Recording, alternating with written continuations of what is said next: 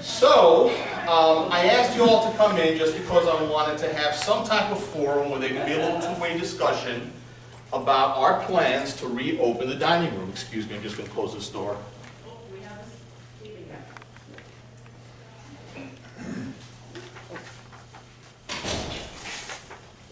So, I'm happy to announce that our plans to reopen the dining room include reopening the contemporary dining room on Tuesday, August 18th for dinner. Okay? That is a week after next. So there will be some changes in our normal dining plan necessitated by circumstances. So first off, the dining room will be open for dinner only. We will not be opening for lunch. Lunch will remain a delivery system. Okay? You are also welcome to come down to the bistro as currently for grab-and-go items. We won't be making food to order in the bistro. If you want a hot lunch, something prepared special, cold, whatever, you'll still have to call it in and we'll deliver it. All IL residents will be dining in the contemporary dining room. We don't anticipate having the labor resources to reopen the water tower second floor dining room. So our plan is to use the contemporary dining room and the club room to bring all independent living residents down here so that we can manage the demands well in case we get some unforeseen absences.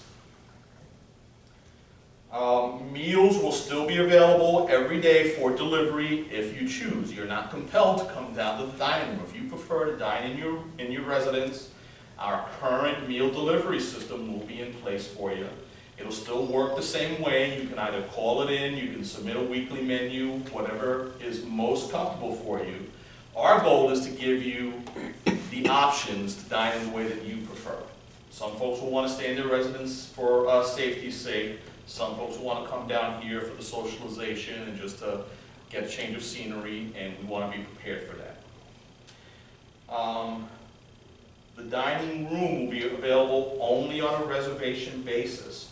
One thing that we have to manage is the flow of people through the dining room and at the opening to the dining room so that we don't have large congregations of folks. So we will be asking everyone, if you want to dine in the dining room, please make a reservation and we'll manage that. As well, because we're going to have limited capacity in the dining room, we'll only have really seating now for 44 to 46 people at a time, whereas before we had seating for over 100, counting everything. If you make a reservation for a certain time and you receive a call from one of my team asking you to maybe move to a different time, that you just be gracious and work with them, because we may not be able to accommodate everyone in the 5:15 to 5:45 time slot that everyone is traditionally likes to come down to eat.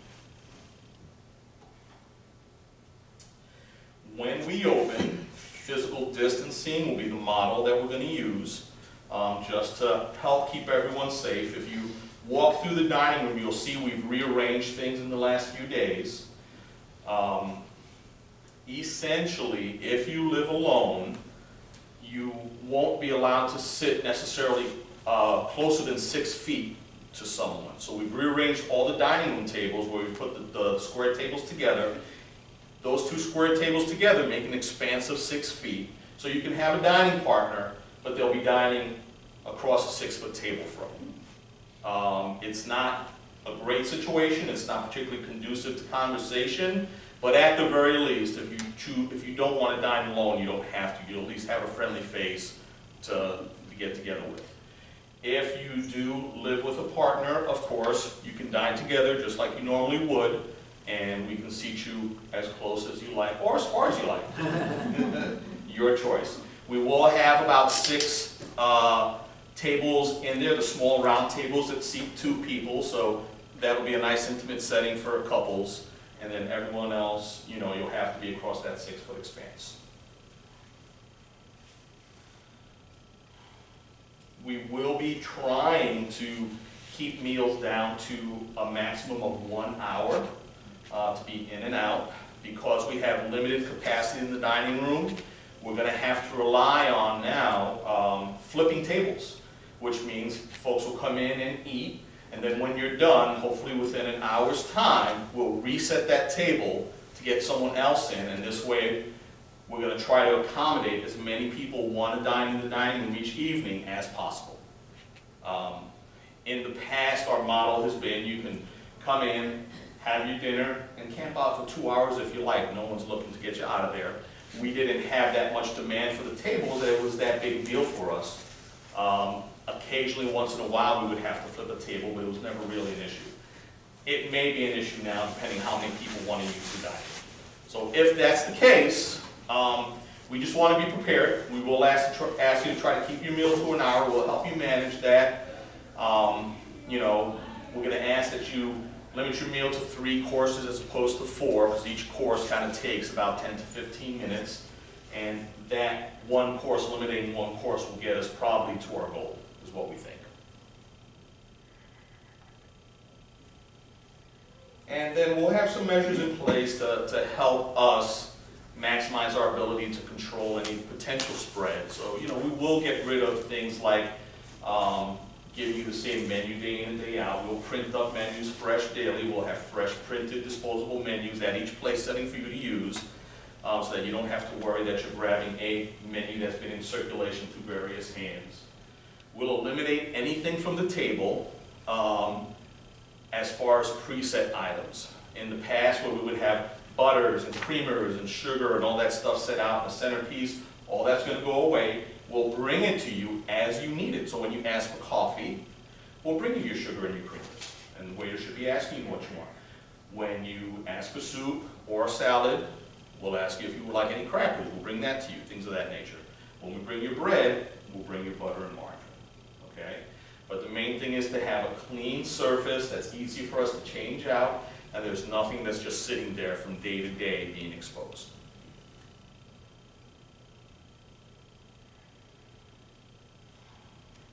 And as well, any condiments will be on demand, so things such as ketchup, mustard, whatever, we will bring to you as needed. So, does that sound like a reasonable plan to everyone in order to help us get our dining rooms open? Or does anything sound unreasonable in there? Yes, Mrs. Pollard? We have to make a reservation every day? Yes, in order to be fair, we will be asking you to make daily reservations. I don't see a fair way to allow folks to make sort of a standing reservation, because there may potentially be a high demand for the dining room. So we just like you to call in each day to verify, hey, I'm coming in today, I'd like to come in at 5:15, 6, whatever your desire is. But yeah, I'm having a hard time figuring out a way to allow standing reservations in a way that would be fair to everyone in the community. Yes? Reservations no matter which building you're in. They're all correct. Okay. So the way that so Marilyn asked if everyone has to make reservations regardless of where you live, and the answer is yes. So the way I look at this, I really don't look at any of you as belonging to certain buildings other than your address. To me, it's one independent living program. And that's how I'd like to approach the dining room as we reopen. Regardless of what building or area you live in, we only have this space down here to use. The reason we want to consolidate everyone to the contemporary dining room area is because the main thing that we're going to deal with are labor resources. On a day-to-day basis, we never know what we're going to have to work with here. Currently, because of everything that's happening, if an employee shows up to work and Bob has a headache, well, I'm going to look at Bob and I'm going to say, well, Bob, you're going to have to go home, and we'll have a nurse call you and tell you what's going to happen over the next few days to ensure you can come back to work after a certain amount of time. And if right after I have that conversation with him, Susie comes in and tells me her tummy's upset, well, then I'm going to have to send Susie home as well and have that same conversation with her.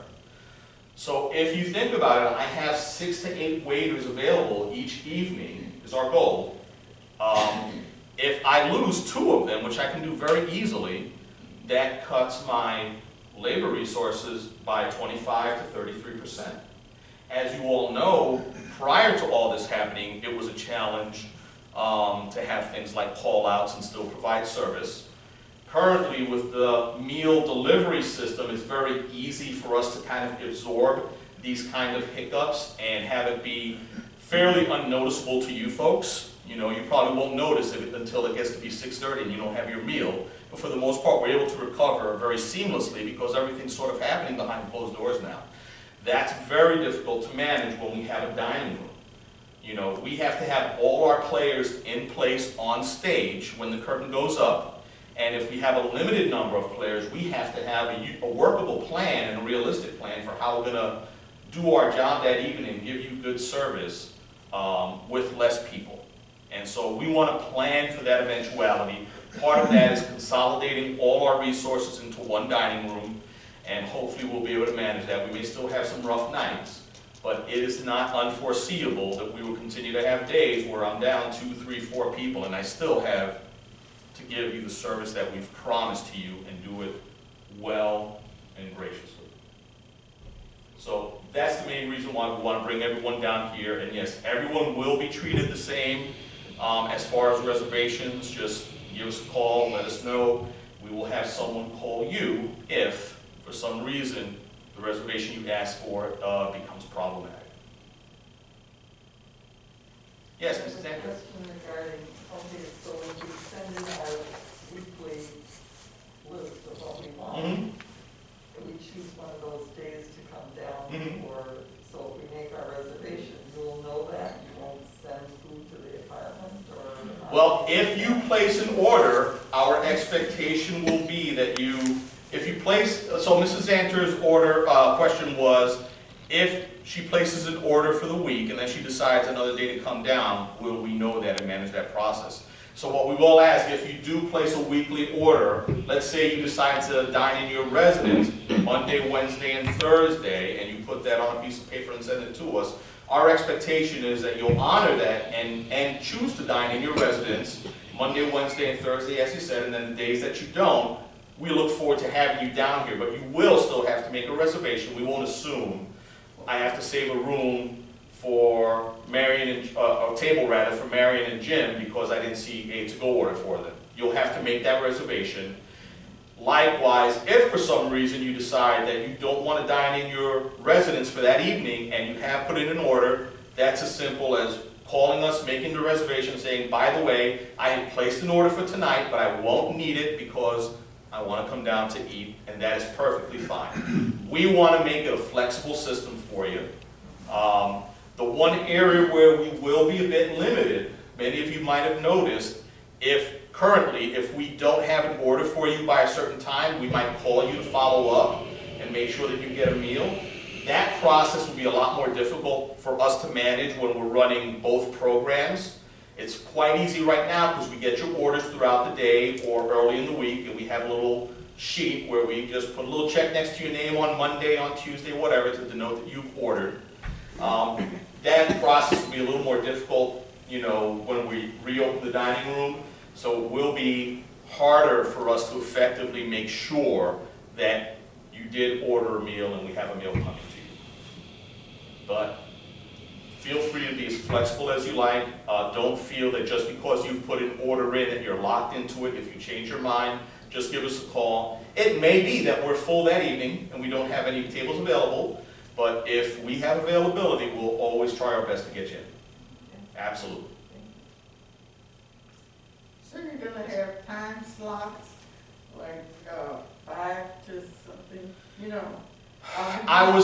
So Mrs. Pollard's question was if we were going to have seating times. I guess you're thinking like maybe 4:30, 5 o'clock, that kind of thing, yeah. I was thinking about that. That was my initial thought. However, my concern is that if I set things up that way, we'll have a big group of people come down for each seating time, because that's our nature. We get there a little early and we wait. So if I say I have seating times at 4:30, 5, and 5:30, at each of those times I could have 15, 20, 30 people waiting at the front, and that's not conducive to our goals. So what we will do is, as you call in, we'll write down the times that you made your reservations for, and Mary and Michelle will be responsible for managing that process as they take the reservations and to say, okay, this time is full because we only have a certain number of tables we can allot to each, say, 15-minute increment. So I need to call back Mrs. Pollard and let her know that I can't get her in at 5:15, but I can get you in at 6. That type of thing. So, yeah, and I think that will help us to maintain our goals of not having large crowds of people come down. That's also why we're staying with the delivery model of service to your residents rather than the old model of having all your bags lined up and you have to come down and get it, because we want to eliminate any type of congregation if possible. You try to fill all of your tables by putting single people together? Or do you expect Correct. them to call in and can 2 people call in and say, Yeah, "We're not together"? correct. If, Bev, you call in and say, I want to dine with Sue tonight, then we'll assign a table for you, that type of thing. You know, obviously you and Mrs. Herrick won't have any issue there, but those of you who do have a friend that you want to dine with, just let us know. If we can accommodate it, we'll accommodate it. And just so you know, the way that we normally manage our flow will remain similar. So it really depends on how many sections I can open up in the dining room on any evening, and a section is determined by how many waiters. So my goal is to have 6 to 8 sections available each evening, and we assign 1 table per section per every 15-minute block is how we do it. We go around the room. We'll start in one section, we'll go to the next, the next, the next. Then when the next group of people come in, if I can get them back on that first section, if it's been 15 minutes, that's when I'll seat you. And we try to space the tables out by 15 minutes so that the waiters have enough time to do all the initial interface with that table prior to having to deal with the next table. Because our first 10 to 15 minutes of interacting with our guests are the most time consuming, because it's the greeting, the watering, the taking the order, and bringing the starters out. Yes, Katie? Just for, to help you not go crazy, is there going to be a limited, a little smaller menu, or is it just going to still be the big one? Yeah. At this point, I don't have any plans to limit the menu. So my goal is always going to be to give you folks flexibility and choice. You know, it's possible if we find that under this new program we have difficulty keeping up, we may limit the menu, but I'd rather, you know, aim high and adjust afterwards, rather than just go into this with we have to limit the menu. That's the same plan we did when all this started. You know, many communities just went automatically by default to, well, look, you have a choice of 2 for the night. Some places went to a non-select menu. Tonight's chicken. How would you like your chicken cooked? Kind of thing. I don't like that. I just don't think it makes a bad situation any better. So I want to try to give you as much normal as I can, and place any changes in the realm of what things that we absolutely have to do in order to optimize our safety. So the menu will stay the same. You'll have the same core menu, and then you'll have 2 specials every night, and we'll see how that goes. And if we need to make a change, we'll adjust. That's one thing that I feel very grateful for and comfortable with, is that you've all been so gracious that, you know, if we find we need to make changes, you all have been very, very supportive, and I feel good about that. But thank you. Yes, Marilyn? Okay, assuming, let's say somebody filled out the menu as we've been doing now for Sunday brunch and during the week, do we have to do if we don't do anything, if we don't call and rearrange, we can assume that we will get our delivery in our room Yes. those nights? Yes. If you place an order ahead of time for your to-go order, you can assume we will deliver it on the day you ask for it. Okay, and if we don't want Thursday, we can call down and cancel. Yeah. that. If you change your mind after you submit the menu, we'll deal with that, you know, just like anyone. And schedule, I want to come down here on Thursday, okay. Yeah, just make your reservation, Okay. and we'll manage that process. Marilyn called down today. She wants to come down to dinner. No And Mary knows you have an order there, so she'll just take that ticket and toss it away, and Got it, you'll be covered. got it, thank you. Yeah, it's certainly something, I guess what I really want to avoid is introducing any more stress into your lives.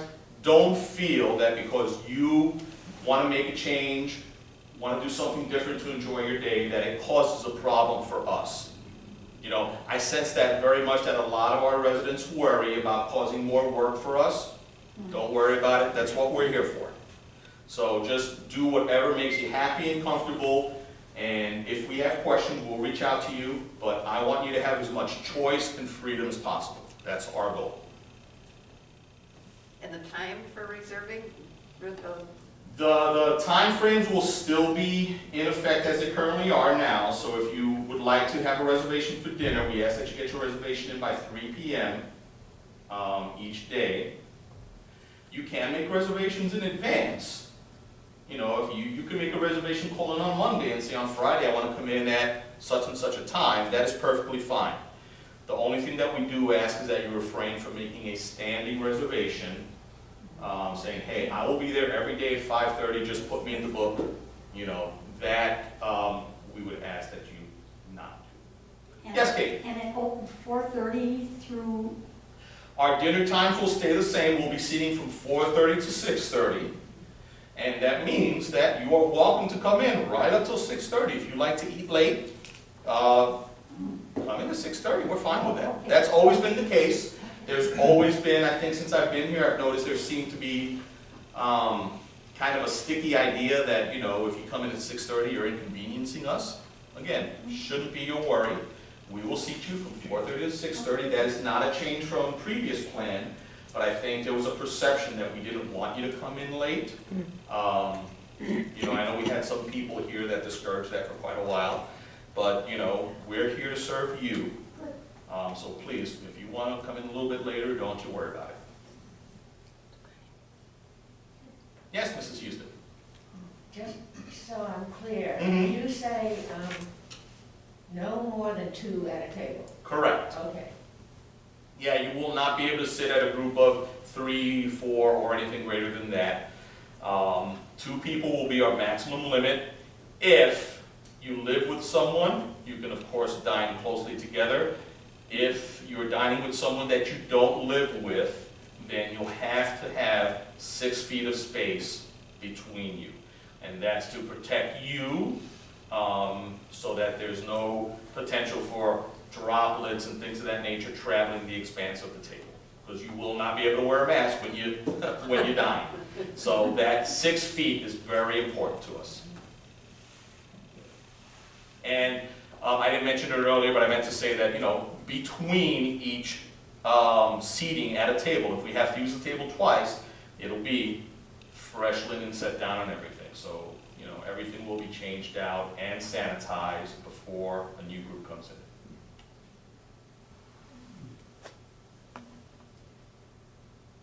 Any other questions, folks? So we'll be disseminating this information throughout the next week and a half. There will be a short list of bullet points placed in your mailbox next Friday.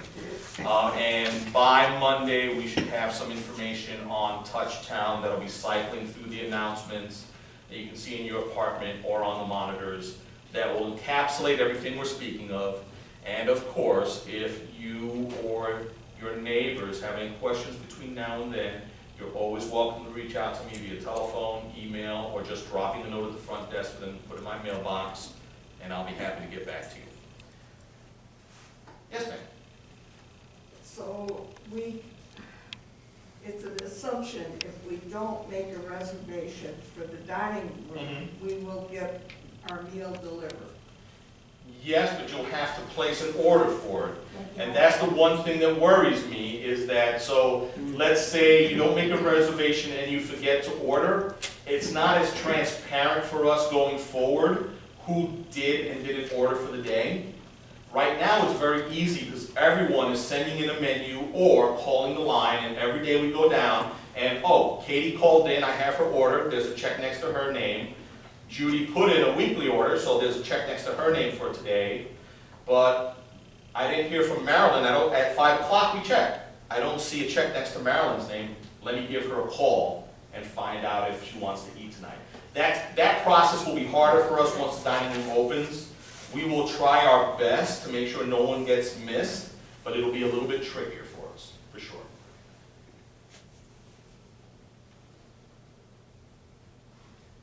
By the way, you've done a good job. Thank you, we tried. Yeah. Yeah, well, we have a team of folks working very hard. You worked hard. I'm incredibly proud of my team, how they've handled everything. It's been very tricky. The first couple of months were the hardest as we try to realign to new realities. We know for many of our employees, not just in my department, but throughout East Castle Place, it's been a challenging time. The first few weeks were very scary, wondering if they should even come to work or not. And we tried our best to manage that process and make everyone feel heard and important and cared for here. And I think we've successfully done that, and we've reaped some great results from it. For my department, you know, the most apparent great result is that you get your meals delivered, and we're doing a pretty good job from what I can tell. You know, there are mistakes here and there. I know there are times when you may open up that bag and find that you ordered one thing and received something else, or things aren't quite what they need to be. But hopefully we're managing those challenges well enough where you feel good ordering from us, and you have some satisfaction when you get your meals, because that's important. Yes, Nancy? And when they deliver, it's so nice. They always say, and have a nice evening. Hallelujah. They do a good job. Hallelujah. Well, that makes me very happy to hear, because sometimes little things like that are the hardest things to get people to do, especially when they know there's no one looking. So I'm glad to hear that. No, we're looking, Yeah, and we noticed. good. They're good. Excellent. They're very good. Wonderful. Well, thank you everyone for making the time available. I appreciate having you all here. I look forward to seeing your faces again in the dining room, because I, as well as my team, miss you all very, very much. Thank you, Carol.